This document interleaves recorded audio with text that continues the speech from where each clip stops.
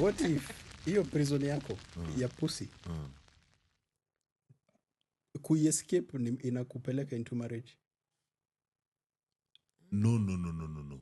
So it can't haiwezi nipeleka kwa marriage kwa sababu for me now my connection with a woman is about growth.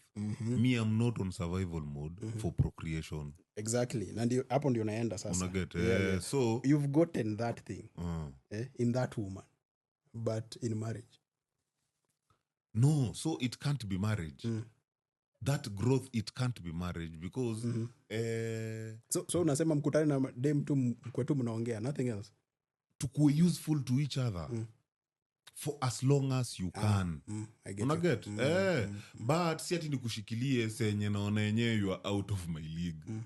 Unaget si ati nianze kufeel vibaya then now I have to drag you in the name of love. If you really loved me na tuko pamoja, then you would have stayed on toes. Unaget just be fucking useful. So hiyo haiwezi happen kwa marriage ni kuvurutana. Unaget mtu mmoja akisleki unamkumbusha nini bro. Mimi sitaki kuja kuna conversations.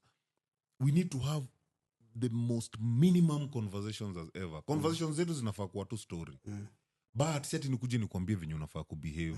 Bro, let's align to move. Do you umeona na workout we ha workout bro ni nini hiyo tunadu?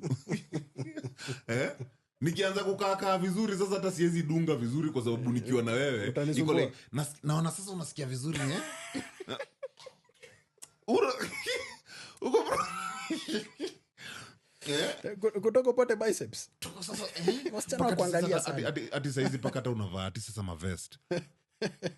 Muda kitambo ulikuwa na utambi yako unatokezea unakuja sito. Yeye imekuwa personal sana na dizo. Kwani nini unapitia man? No.